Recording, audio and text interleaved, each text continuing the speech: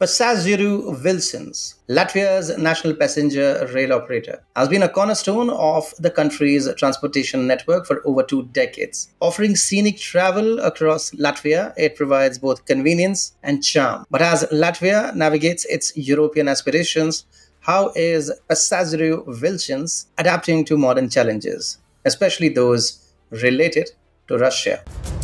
Welcome to TFI Global, the antidote to mass delusion.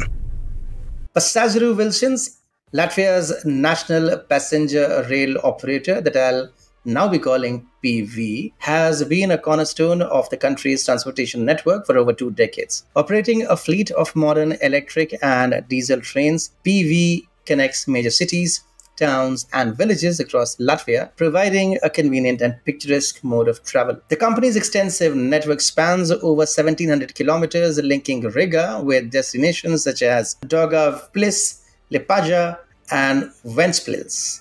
Travelers can select from a range of train types, including express, regional, and commuter trains, each catering to different preferences for comfort and speed. A journey on a PV train is not merely about reaching a destination. It offers an opportunity to experience the diverse beauty of Latvia, from the rolling hills and lush forests of the countryside to the charming towns and bustling cities. Passengers can appreciate the country's landscapes unfolding before their eyes. The trains are modern and comfortable, equipped with amenities such as Wi-Fi, air conditioning, and power sockets. Passengers can relax in spacious seats, enjoy refreshments from the onboard cafe, or simply enjoy the passing scenery. PV is committed to providing safe and reliable service. The company's trains are regularly maintained and undergo rigorous safety checks. Additionally, the staff is trained to provide excellent customer service, ensuring passengers have a pleasant and stress-free journey.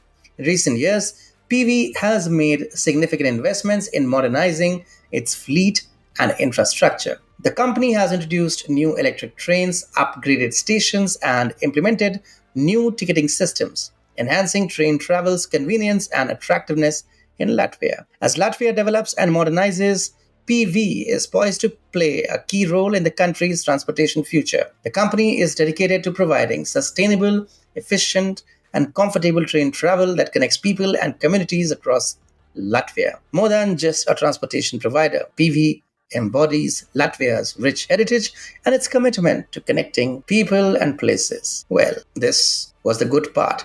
Now let's come to the real part. Despite their lofty European aspirations and EU membership since 2004, Latvia and its Baltic neighbors have found it challenging to sever economic ties with Russia and other post-Soviet states, a testament to their Soviet-era railway networks. When Brussels unveiled its sanctions, total war against Russia in the spring of 2022, the Baltics unfortunately ended up among the hardest hit in the bloc. The fallout included surging inflation, rising interest rates, and declining demand for goods and services. In February, Russian charge d'affaires to Latvia Oleg Zykov told Russian media that bilateral trade had plummeted by 68% compared to the previous year. Now PV, Latvia's sole passenger railway company, is certainly feeling the pinch. It's not alone in its concerns about trade restrictions with Russia either. Latvia's Ministry of Health recently opposed plans to ban medicines from Russia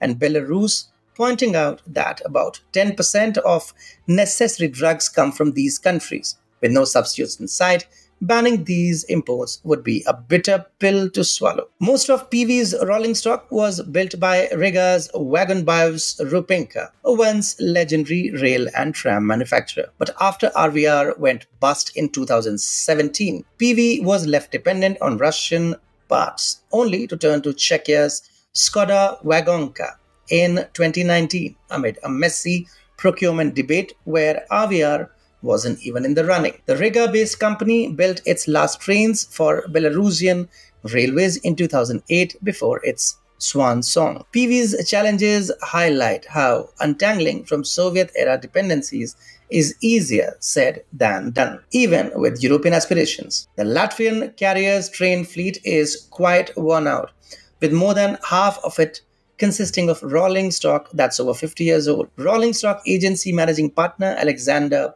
Politkapov told Russian media. The majority of the trains have been modernized at Russian or Latvian plants. According to Polikarpov, without the supply of spare parts from Russia, the carrier will be forced to put trains out of service and will most likely begin to cannibalize them. Such a charming image for train enthusiasts, isn't it? He further reiterated the Latvian carrier's train fleet is quite worn out, emphasizing the aged conditions of the trains.